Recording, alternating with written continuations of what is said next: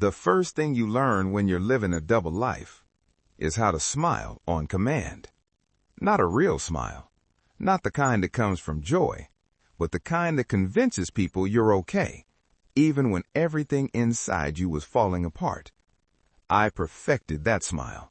I wore it everywhere, at work, with friends, even in church, especially in church.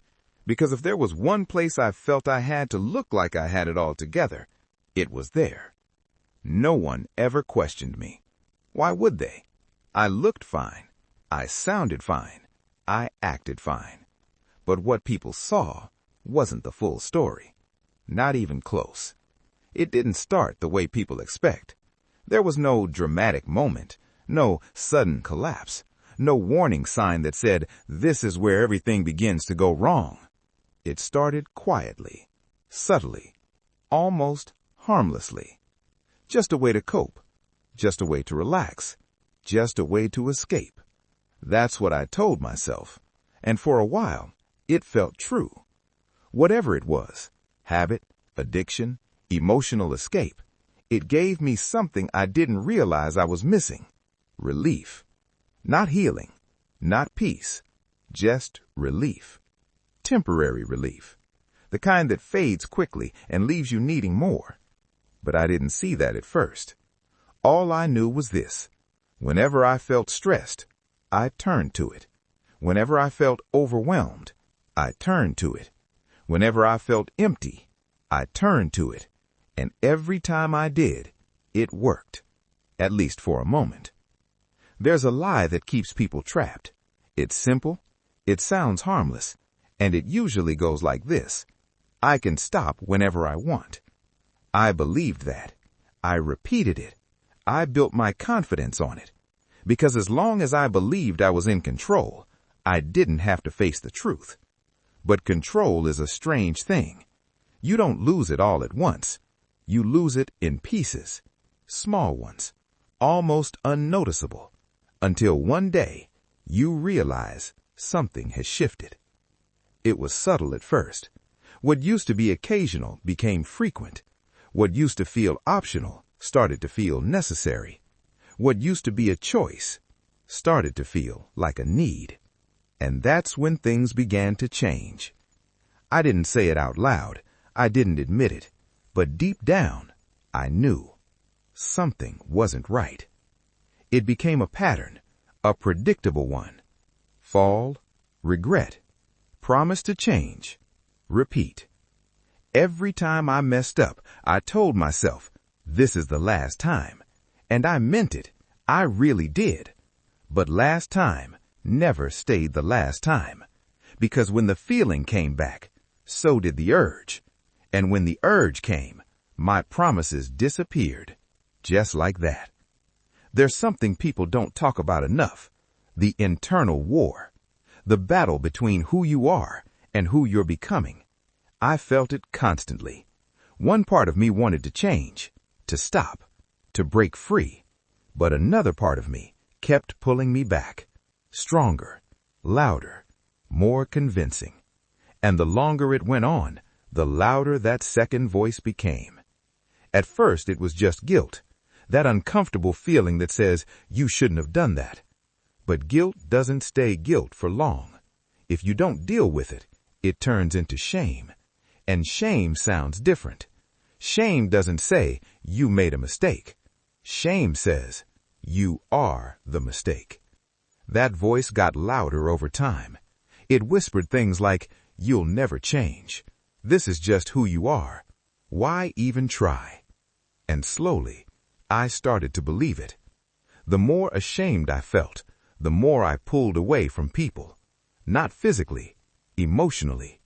I still showed up, still laughed, still had conversations, but I stopped being real.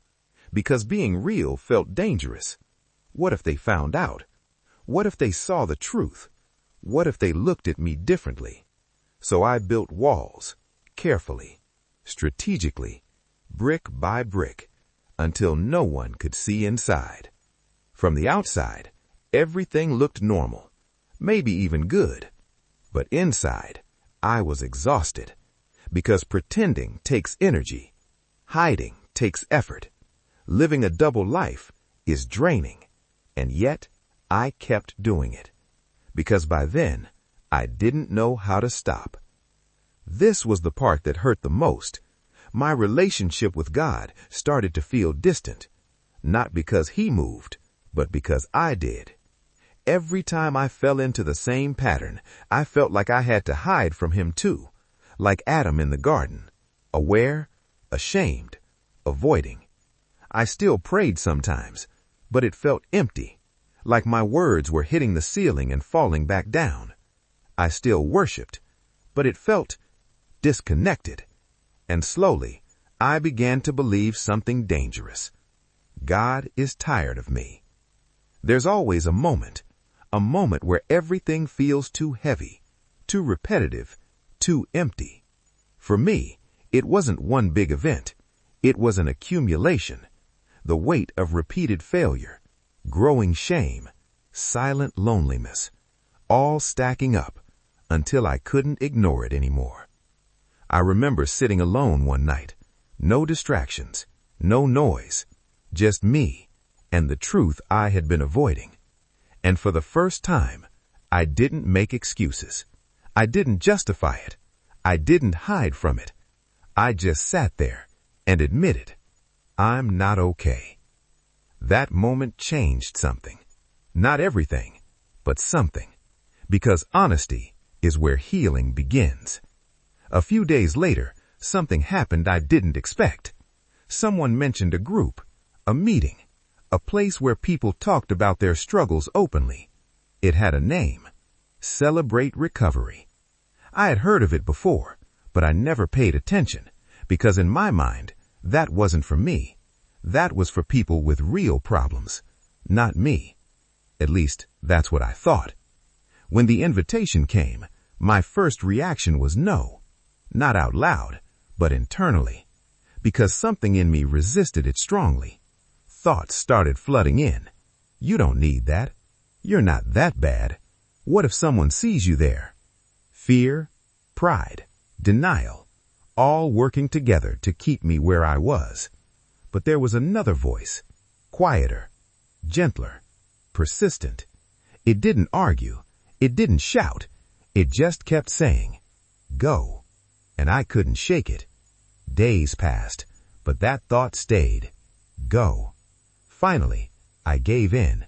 Not because I was confident, not because I was ready, but because I was tired. Tired of the cycle, tired of the hiding, tired of pretending. So I made a decision, a small one, but a significant one. I'll just go once. No commitment, no expectations, just one meeting. That's all. The day came, and I almost didn't go. I sat in my car longer than I should have, thinking, overthinking, second-guessing. What am I doing here? This is a mistake. I should just leave. But something in me refused to turn the engine back on. So I stepped out, walked toward the building. Each step felt heavier than the last, not physically, emotionally, like I was walking towards something unknown, something uncomfortable, something real. I stood at the entrance, hand on the door, heart racing, and in that moment, I had a choice, walk away or walk in. I took a deep breath, opened the door, and stepped inside. And what I experienced that night was nothing like I expected. The room wasn't what I expected. That was the first thing that struck me.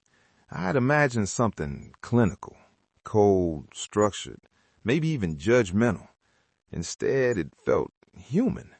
Warm lights, simple chairs arranged in a circle, people talking quietly in small groups. Nothing dramatic, nothing intimidating. And yet, everything about it made me uncomfortable. Not because of the place, but because of what it represented. Honesty. And honesty was the one thing I had been avoiding.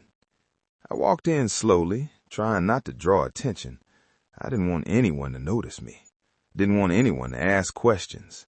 Didn't want anyone to look too closely. So I found a seat, somewhere not too close, not too far, just safe, or at least what felt safe. I kept my head down, pretending to check my phone, avoiding eye contact, blending in. But inside, my mind was racing. What am I doing here? I don't belong here. This was a mistake. I was already planning my exit. I told myself, I'll stay for a few minutes, then leave quietly. No one would notice. No one would care. That was the plan. Then the meeting started. Someone stood up, not with authority, not with pressure, just calm. They welcomed everyone, spoke briefly, explained what the space was about. And then they said something that caught me off guard. You don't have to say anything tonight. Just listen. That sentence relieved me more than I expected, because speaking wasn't the problem. Being seen was. The first person shared. I don't remember their name. I don't even remember what they looked like clearly, but I remember their words, because they were real, not polished, not rehearsed, raw.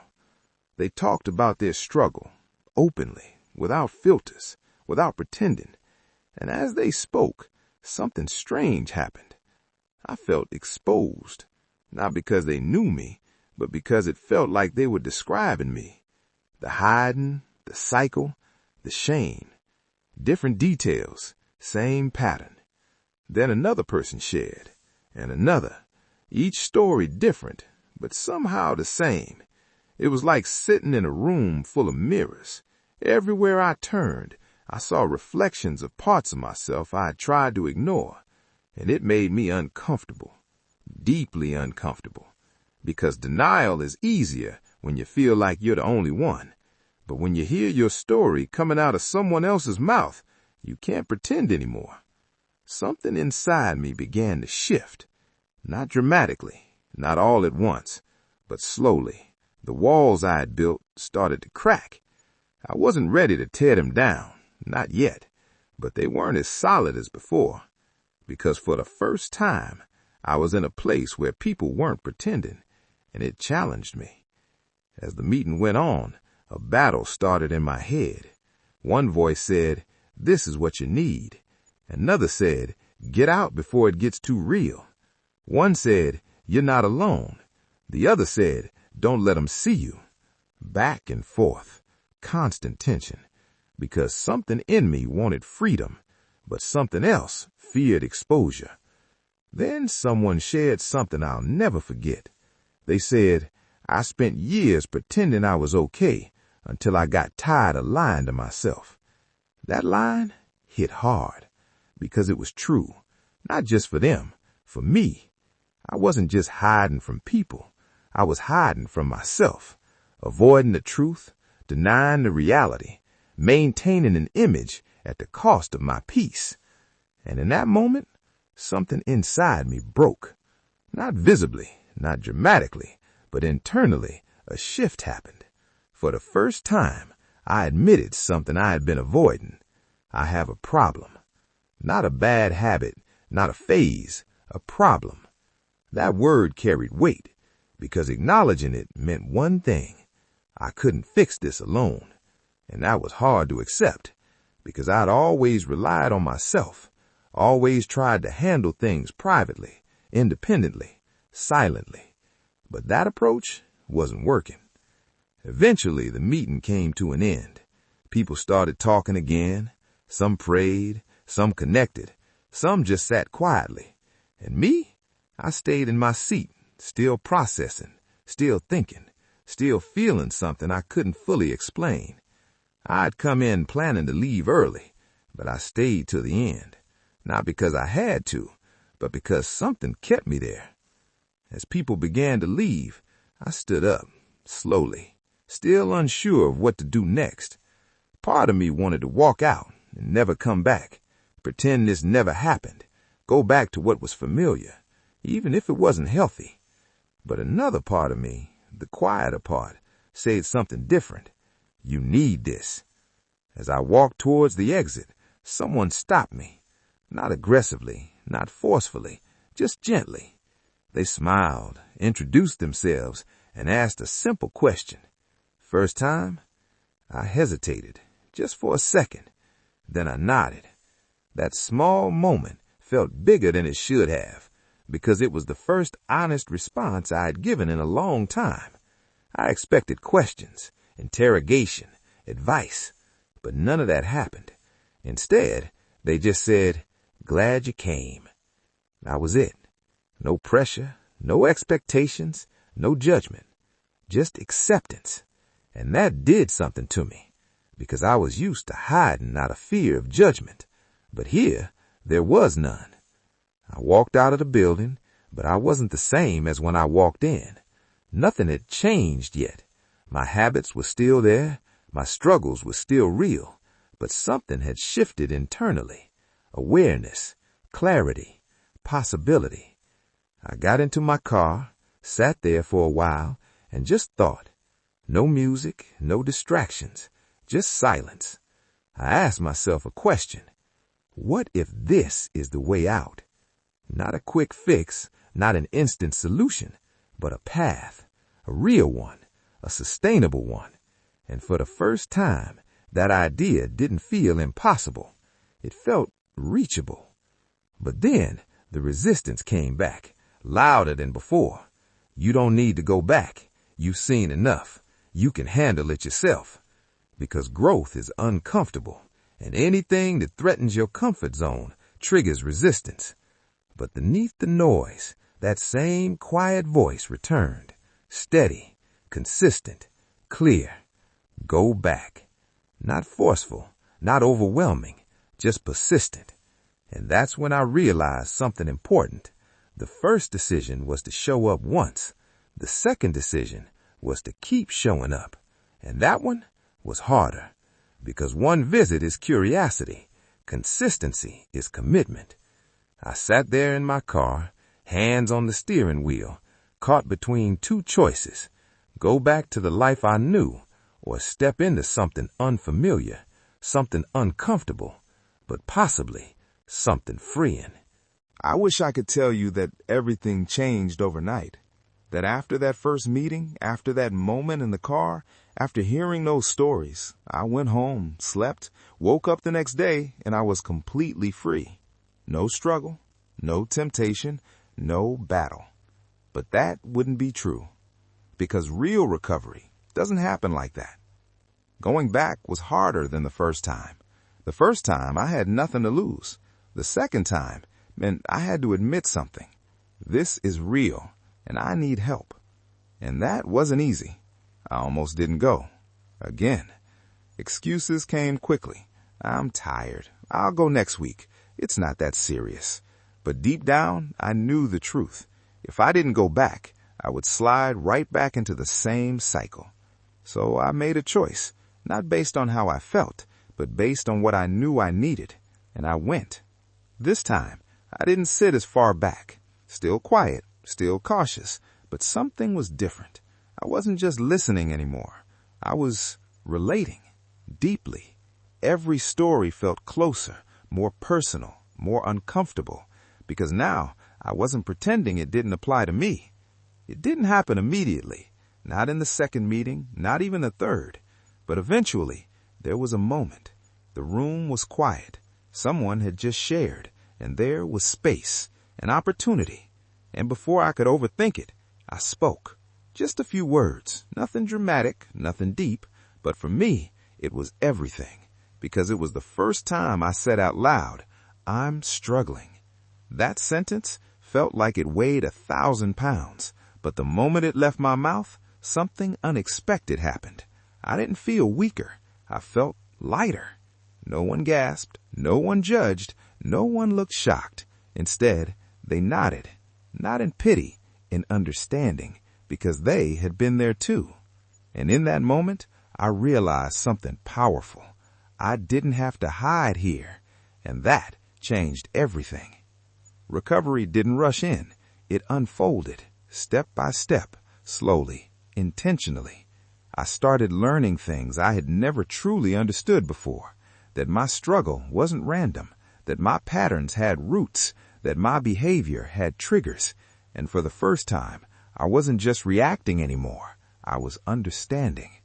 One of the hardest parts of the journey was looking back at things I had buried, ignored, avoided, pain, disappointments, moments that shaped me in ways I didn't realize, because sometimes what we're dealing with on the surface is just a symptom, not the root. And recovery has a way of gently but firmly bringing those roots into the light. There were days I didn't want to go, days I felt exposed, days I questioned everything. Is this even working? Why is this so hard? Maybe I was better off ignoring it, because healing is uncomfortable. It forces you to confront things you spent years avoiding, and that kind of honesty is not easy.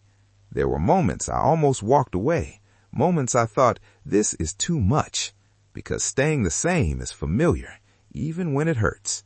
Change, though, is unknown, and the unknown can be intimidating. But then there was a shift, not sudden, not dramatic, but undeniable. I started noticing small changes. The urge wasn't as strong, the cycle wasn't as frequent, the shame wasn't as loud, and for the first time, I experienced something I hadn't felt in a long time. Hope. Not the kind of strength that says, I can handle this on my own, but the kind that says, I don't have to do this alone. And that changed how I approached everything. I stopped relying only on willpower and started leaning into accountability, community, faith. This was the most important part, because for a long time, I kept God at a distance, not intentionally, but out of shame. I thought, I'll get better, then I'll come back to Him. But recovery taught me something different. You don't clean yourself up to come to God. You come to God so He can help you heal. So I started being honest with Him. Not polished prayers, not perfect words, just real, raw, unfiltered. And slowly, that distance I felt started to disappear. Shame had held me hostage for so long, told me I wasn't enough, that I couldn't change, that I had gone too far. But the more I opened up, the weaker that voice became, because shame thrives in secrecy, but it loses power in the light. Freedom didn't come all at once. It came in moments, small victories, quiet breakthroughs, days where I chose differently, moments where I paused instead of reacting, situations where I stood strong when I used to fall. And each one mattered, because progress is built on small steps. One day, I found myself reflecting, thinking about where I started, the hiding, the cycle, the exhaustion, and I realized something. I wasn't that person anymore. Not completely different, but not the same, and that mattered. Today, I'm not perfect. Still have moments, still have challenges, still have to stay intentional, but I'm free in ways I never thought possible. Not because everything is gone, but because everything no longer controls me. It wasn't just my habits, it was my identity. I stopped seeing myself as someone who can't change and started seeing myself as someone who is healing. And that shift changed everything. If you're listening to this and you feel stuck, I need you to hear this. You're not alone. You're not broken beyond repair, and you're not too far gone. I thought the same things. I believed the same lies, but I was wrong, and you are too. Healing is possible, but it starts with one thing: honesty. Not with everyone, not all at once, but somewhere, somehow. If I could go back to that version of myself, sitting alone, feeling stuck, feeling ashamed, feeling like nothing would ever change, I would say this: just take the first step. Because that's all it takes. Not the whole journey, not all the answers, just one step. The moment I stopped hiding was the moment I started healing. And that moment changed everything.